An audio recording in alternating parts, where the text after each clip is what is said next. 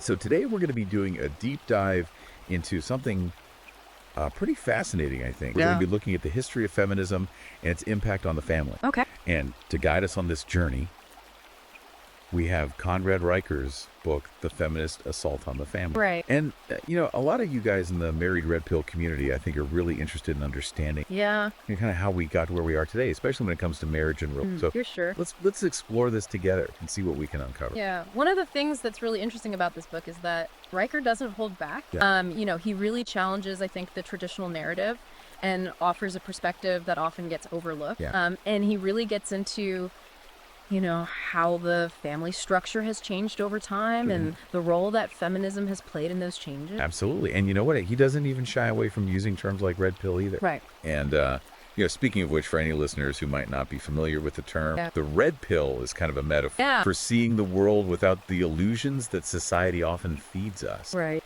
And in this context, it's really about understanding the dynamics between men and women, particularly in relationships without, all the sugarcoating. Yeah, exactly. And Riker, I think he dives right into the historical context. Okay. He starts with the 19th century when the feminist movement began. And it's crucial to understand that women were facing real injustices back then. Yeah. Things like lack of property rights, limited political power, and, social expectations that kind of kept them confined to domestic roles. Yeah. It's easy to forget how far things have come, but it sounds like Riker is arguing that somewhere along the line, things took a turn. That's right. So while early feminism was focused on addressing those genuine, Riker argues that it eventually evolved into a movement that sought to dismantle traditional family structures.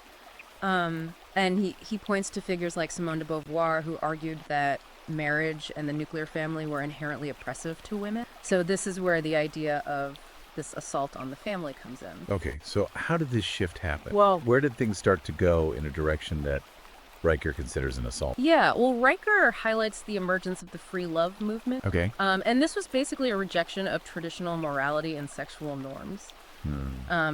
Championing the idea that love and sex should be free from the constraints of marriage. Okay. It was about individual liberation and challenging monogamy. So basically, complete rejection of the traditional family structure. In essence, yes. And many feminists saw this as a way to liberate women from what they viewed as a patriarchal institution. But didn't that create some chaos? Oh, absolutely. Like some unintended consequences? Yeah, Riker argues that this movement, while perhaps contributed to the destabilization of the family unit and the rise of single-parent households. And he uses the example of the Oneida community, which was this utopian community that practiced complex marriage. Oh, wow. Where everyone was essentially married to everyone else.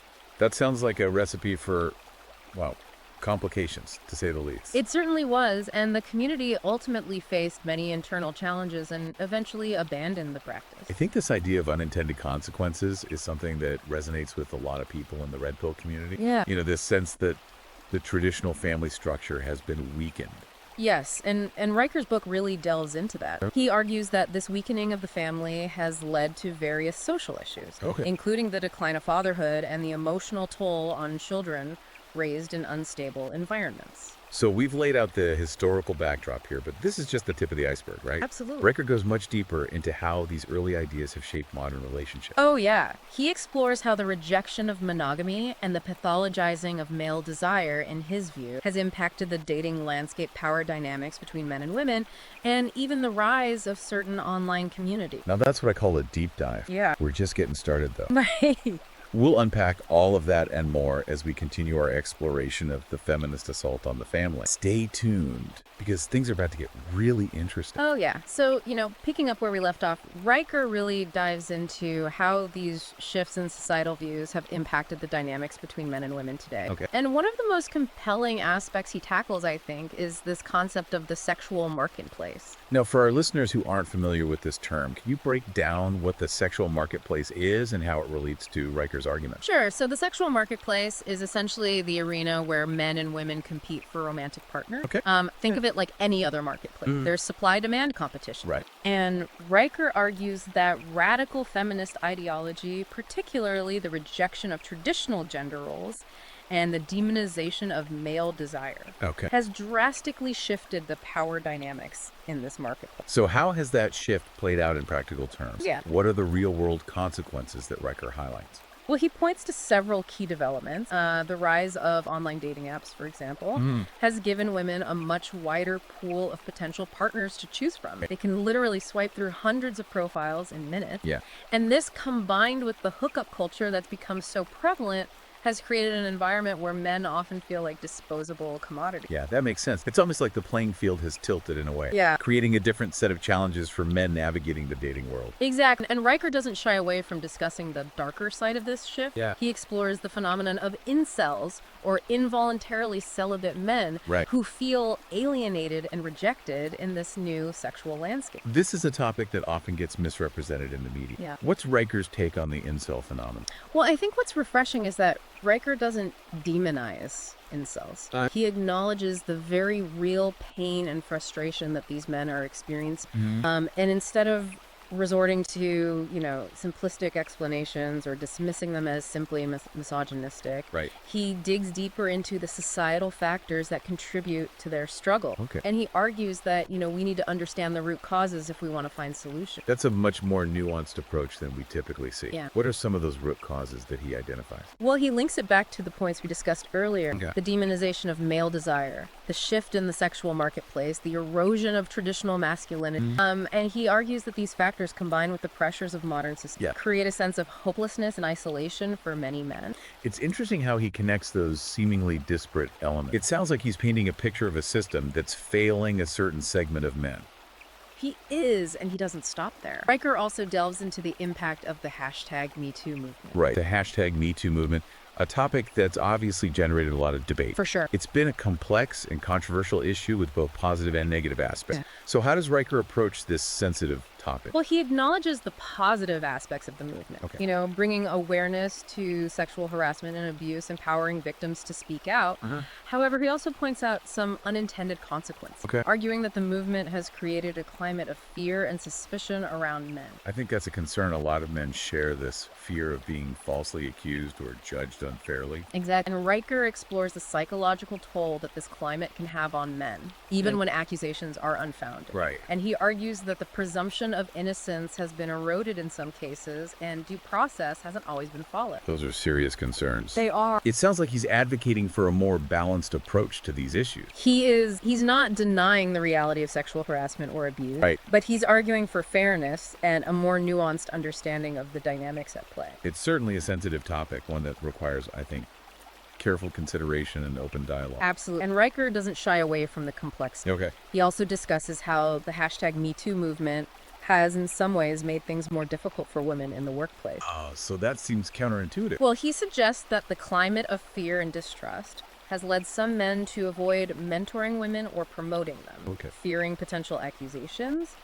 And this in turn can hinder women's career advancement and reinforce the very gender stereotypes that feminism was trying to dismantle. So he's arguing that the pendulum has swung too far in the other direction, creating a new set of problems. That's one of his key arguments. He believes that we need to find a way to address these issues in a way that respects the rights and experiences of both men and women. That sounds like a tall order in today's climate. It is, but Riker believes it's essential for creating a more just and equitable society. And he's not advocating for going back to the good old days, but rather for finding a way to move forward that acknowledges the legitimate concerns of both genders. This is a lot to unpack. Yeah. And it's clear that Riker isn't afraid to tackle these controversial issues head on. Yeah. But he doesn't just critique, right? He also offers solutions, or at least pathways to finding them. He does, and that's where we'll pick up in the next part of our deep dive. Okay. We'll explore Riker's ideas on reclaiming masculinity, the role of the men's rights movement, and his thoughts on how to navigate these complex issues in our personal lives and relationships. Okay, so we've covered a lot of ground, exploring Riker's analysis,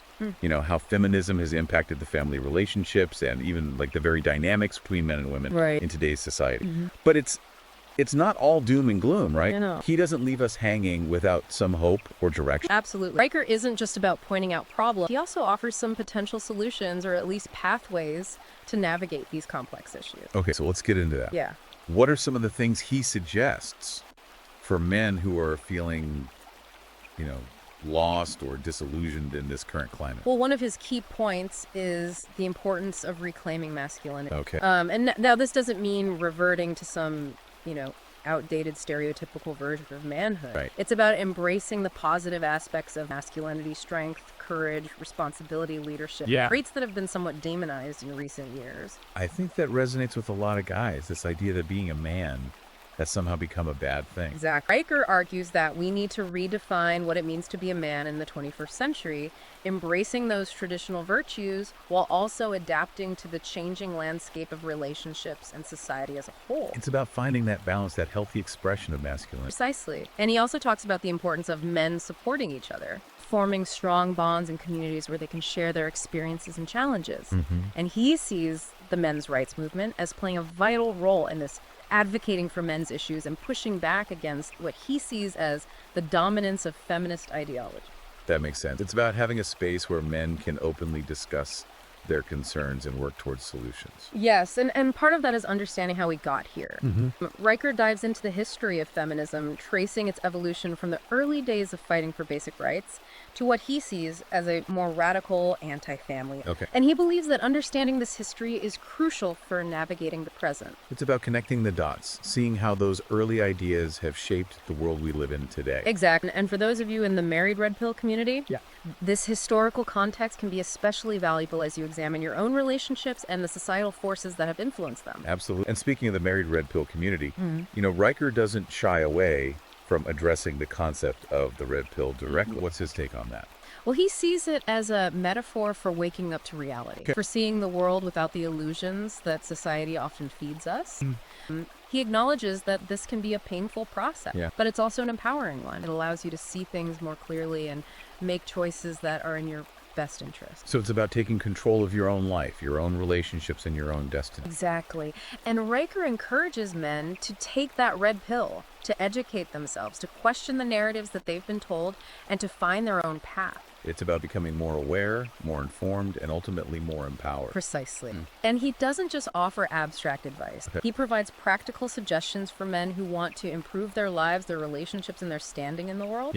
He talks about the importance of self-improvement, of developing confidence and assertiveness, and of standing up for your rights. About taking action, not just sitting back and complaining. Exactly. Riker's message is one of empowerment, not victimhood. He believes that men have the ability to create positive change in their own lives and in society as a whole. It's an inspiring message, one that I think resonates deeply with the audience of this deep dive. So as we wrap up our exploration of the feminist assault on the family, what's the one key takeaway you want our listeners to walk away with? I think it's this: don't be afraid to question the narratives you've been given. Think for yourself, educate yourself, and most importantly, take action to create the life and the relationships you desire. Well said. And for those who want to delve deeper into Riker's ideas and explore his arguments in more detail, his book is available on Amazon Kindle and Google Play Books. It's a thought-provoking read that's sure to challenge your assumptions and provide valuable insight. Thanks for joining us on this journey of exploration. Until next time, keep those minds open and those conversations flowing.